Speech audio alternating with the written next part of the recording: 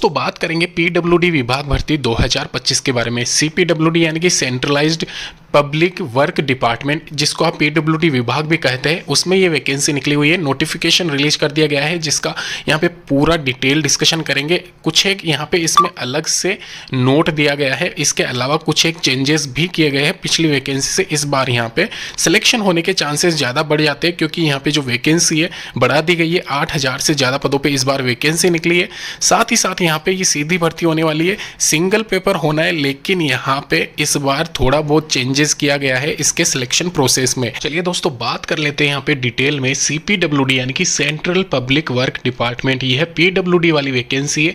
इसके अलावा इसमें साफ साफ लिखा हुआ है जो लास्ट डेट रहने वाली है 30 मई 2025। Filling up post of clerk और सुपरवाइजर, यानी कि क्लर्क ग्रेड सेकंड की और सुपरवाइजर की यहाँ पे वैकेंसी निकली हुई है। और यह vacancy central public work department, जो पीडब्ल्यूडी विभाग होता है सेंट्रल वाला, उसमें ये वैकेंसी अवेलेबल है। यहाँ पे ये वैकेंसी 8501 पदों पे अवेलेबल है ऑल ओवर इंडिया। यहाँ पे इसकी पोस्टिंग रहने वाली है। और अगर आप आवेदन करना चाहते हो तो यहाँ पे साफ साफ लिखा हुआ है 30 मई 2025 तक आप आवेदन कर सकते हो। इसके अलावा टेंटेटिव इसका एग्जाम होगा, सिंगल पेपर होगा 7 जुलाई 2025 को। एक यहाँ पे मेन यहाँ पे जो चीज़ है वो मैं आपको बता देता हूँ। यहाँ पे जो इसका मतलब सिलेक्शन प्रोसेस है वो आप चेक करते हुए जाना। ये सारी इन्फॉर्मेशन मैं आपको बाद में बताऊँगा। यहाँ पे इसमें होगा क्या इस बार, एकेडमिक रेशियो 20 मार्क्स का है यहाँ पे।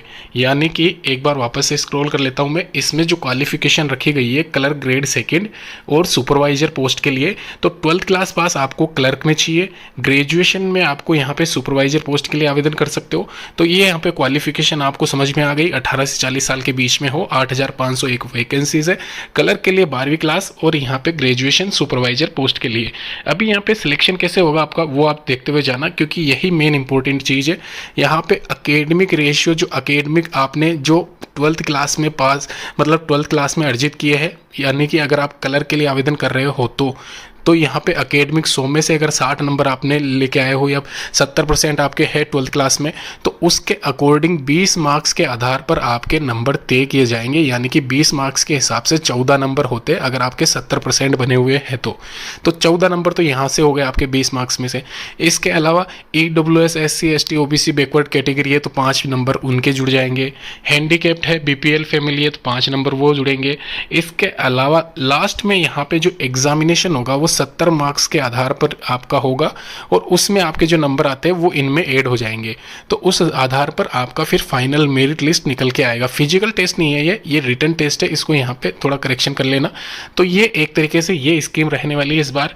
सेम प्रोसेस सुपरवाइजर के लिए भी रहने वाला है। एकेडमिक रेशियो में ग्रेजुएशन की जो भी आपकी परसेंटेज है फाइनल वो 20 नंबर के हिसाब से, और फिर 5 नंबर आपके BPL SC ST OBC हो तो उस आधार पर जुड़ेंगे, और फिर लास्ट में 70 मार्क्स का पेपर आपका लिया जाएगा। तो ये स्कीम रहने वाली है। इसके अलावा यहाँ पे ओवरऑल 100% के आधार पर आपका सिलेक्शन होना है, जो मैं बता चुका हूँ।